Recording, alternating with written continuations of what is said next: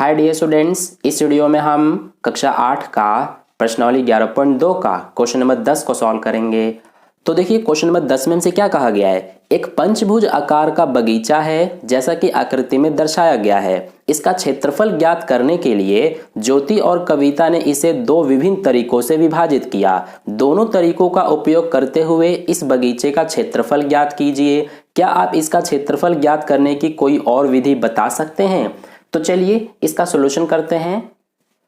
तो देखिए dear students, इस क्वेश्चन के लिए हमें ये आकृति दी गई है। ये हमारा एक पंचभुज के आकार का बगीचा है। यही वाला ये दोनों भी हैं, यानी तीनों आकृतियां सेम ही है। 3 बार इसलिए बनाई गई हैं क्योंकि जो ज्योति है वो इस पंचभुज का क्षेत्रफल निकालने के लिए इस विधि का प्रयोग करती है। यानी कि वो क्या करती है कि इस पंचभुज के बीच में से इस तरह से एक रेखा खींच देती है।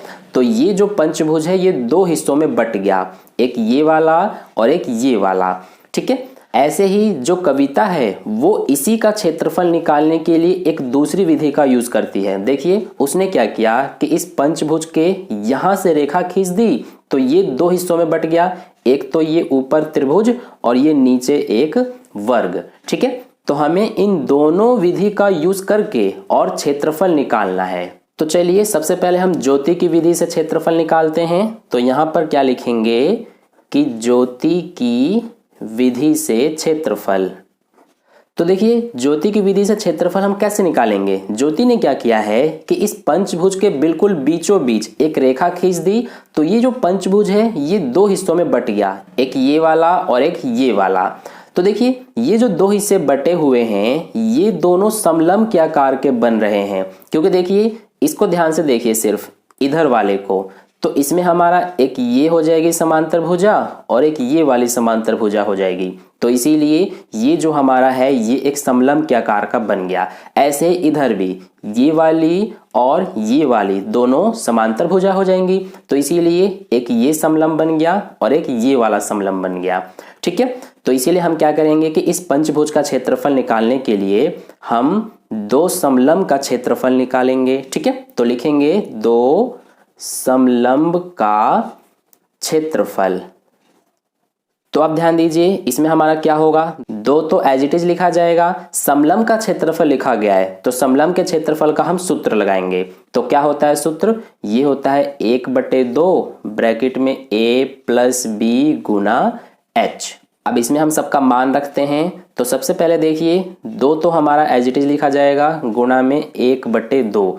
अब यहाँ a और b है तो a और b क्या होता है, जैसा कि हमें पता है कि समलंब में a और b दोनों समांतर भुजाएं होती हैं। तो इस वाले समलंब में हमारा एक ये और एक ये दोनों समांतर भुजाएं हैं।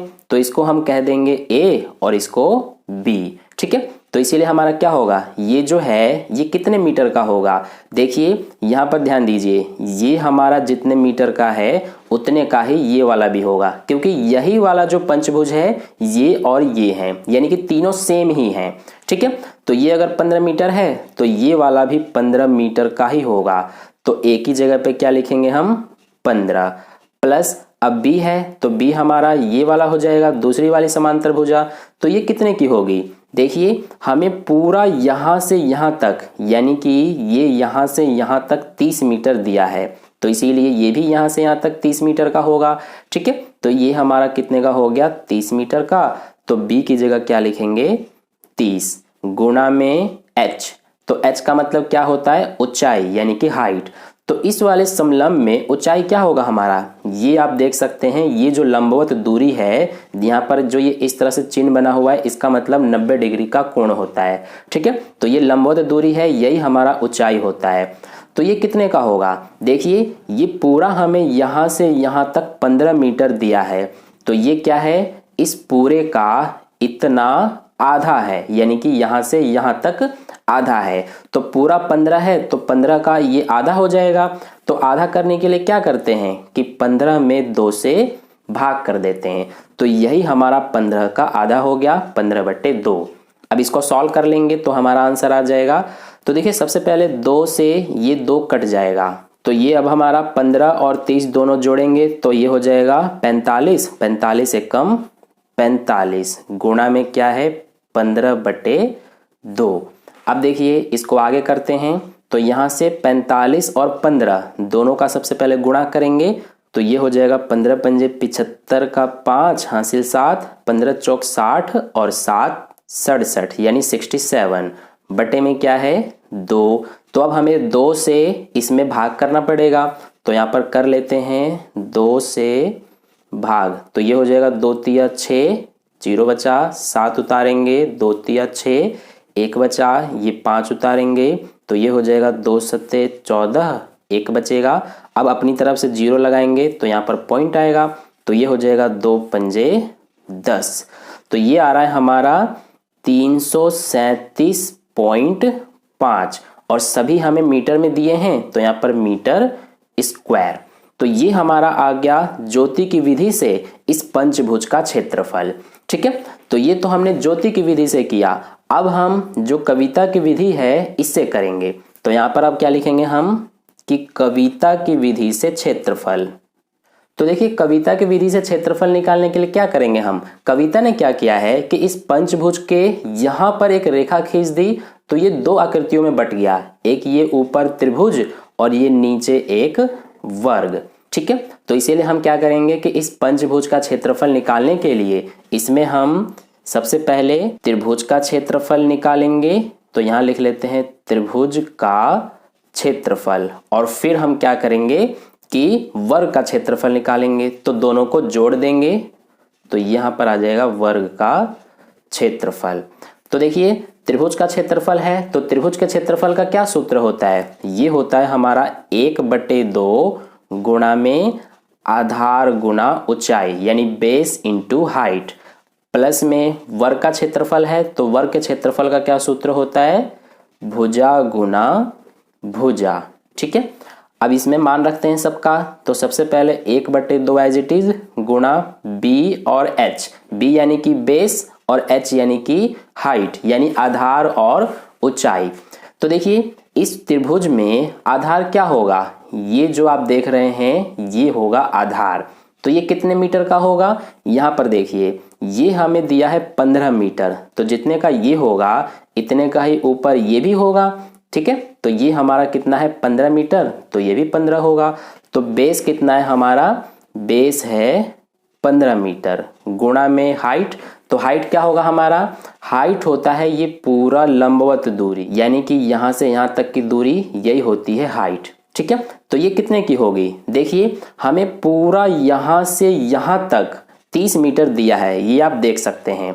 तो 30 मीटर में से देखिए अगर हम इतना घटा देंगे तो यही बचेगा, तो देखिए यहाँ से इतना हमें 15 मीटर दिया है, तो ये यहाँ से यहाँ तक कितने का बचेगा, पूरा 30 है, इसमें से हम इतना घटा देंगे यानी यहाँ से यहाँ तक, तो इतना हमारा 15 मीटर ही बचेगा, क्योंकि पूरा 30 है, जिसमें से 15 घटा दिया तो 15 बचा, यानी कि जो ये हाइट है ये 15 मीटर की है। ठीक है, तो इसीलिए हम इस h यानी हाइट की जगह पे 15 लिखेंगे, प्लस भुजा गुणा भुजा, यानी कि जो ये वर्ग है इसकी भुजा कितने की होगी, देखिए ये भुजा कितने की है, ये आप देख सकते हैं 15 मीटर की, तो ये अगर एक 15 मीटर है तो ये भी 15 का होगा, ये भी 15 का और ये भी 15 का, क्योंकि वर्ग की सभी भुजाएं बराबर होती हैं, तो इसीलिए इस भुजा की जगह 15 और इसकी जगह पे भी 15।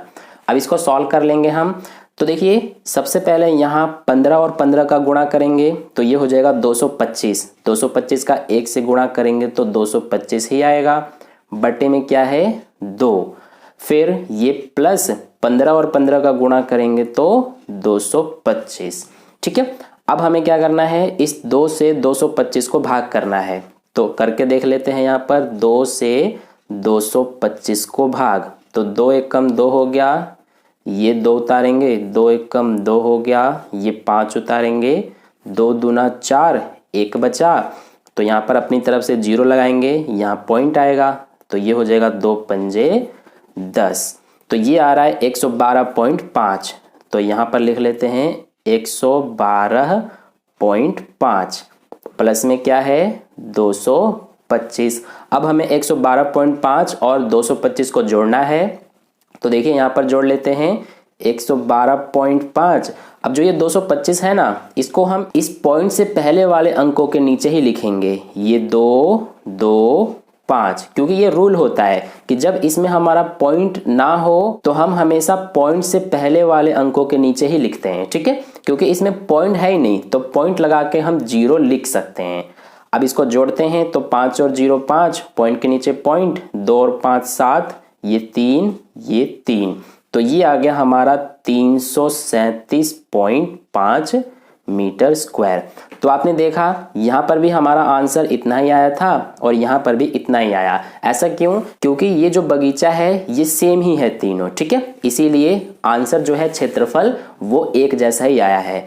तो इस तरह से हमने ज्योति की विधि से और कविता की विधि से क्षेत्रफल निकाल के दिखा दिया। तो यही हमारा आंसर है। अब इसी क्वेश्चन में हमसे आगे पूछा गया है कि क्या आप इसका क्षेत्रफल ज्ञात करने की कोई और विधि बता सकते हैं। तो ये मैं आपको बता देता हूं, वैसे हमें करके नहीं बताना, सिर्फ हमसे पूछा गया है कि हम कोई और विधि बता सकते हैं कि नहीं। तो देखिए एक और विधि हम क्या कर सकते हैं कि जैसे मान लीजिए ये हमारा पंचभुज का आकार का बगीचा है, तो इसमें हम क्या कर सकते हैं कि यहाँ से एक रेखा खींच के इसको 2 हिस्सों में बांट देंगे, फिर यहाँ से इसको इस तरह से मिला देंगे तो ये एक त्रिभुज बन गया। ऐसे ही एक ये त्रिभुज बन गया, ठीक है, और एक ये त्रिभुज। तो हम इस तरह से भी इस पंचभुज का क्षेत्रफल निकाल सकते हैं, ठीक है। तो ये भी मैंने आपको बता दिया। तो इस तरह से हमारा क्वेश्चन नंबर 10 का सॉल्यूशन कंप्लीट हुआ। आई होप आपको अच्छे समझ में आ गया है। अगर आपको वीडियो अच्छा लगा है तो वीडियो को लाइक कर देना, अपने दोस्तों के साथ भी शेयर कर देना, और चैनल पर नए आए हैं तो चैनल को सब्सक्राइब करके बगल में जो बेल आइकन आता है उस पर ऑल नोटिफिकेशन वाले पे क्लिक कर लेना, ताकि नेक्स्ट वीडियो जैसे ही अपलोड की जाए उसका नोटिफिकेशन सबसे पहले आपको मिल जाए। मिलते हैं फिर नेक्स्ट क्वेश्चन के लिए नेक्स्ट वीडियो में। धन्यवाद।